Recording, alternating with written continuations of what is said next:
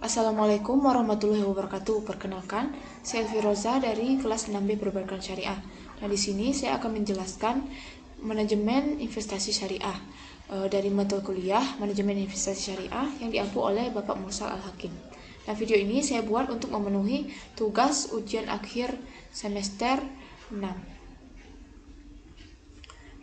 Baiklah, kita langsung saja. Yang pertama, apa itu manajemen investasi? Nah, manajemen investasi dapat didefinisikan sebagai suatu pengelolaan atau manajemen profesional yang mengelola berbagai sekuritas atau surat berharga seperti saham dan obligasi. Nah, manajemen profesional ini juga mengelola aset lain seperti properti. Lalu, apa itu manajemen investasi syariah? Pada dasarnya sama seperti investasi pada umumnya.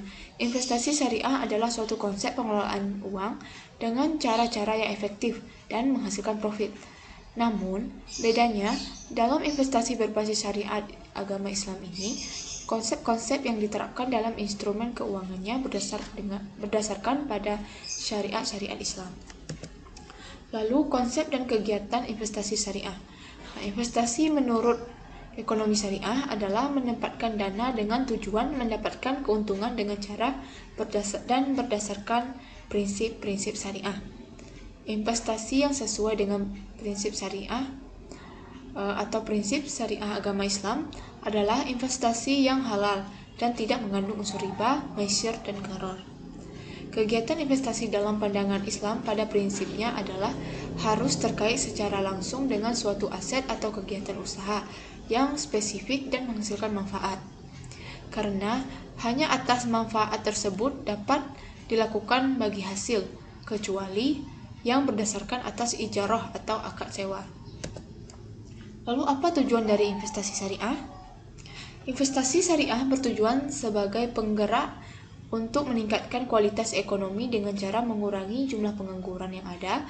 Nilai ibadah yang sangat tinggi inilah yang membuat investasi syariah menjadi sangat penting untuk dilakukan oleh seluruh umat Islam di Indonesia.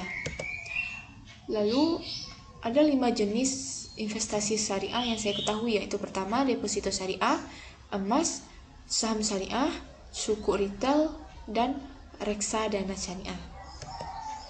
Lalu landasan filosofi dari manajemen investasi syariah yaitu ada dua fikih, yaitu yang pertama dari muamalah, yaitu mengatur hubungan antara sesama manusia dan semua boleh dilakukan kecuali jelas ada larangannya.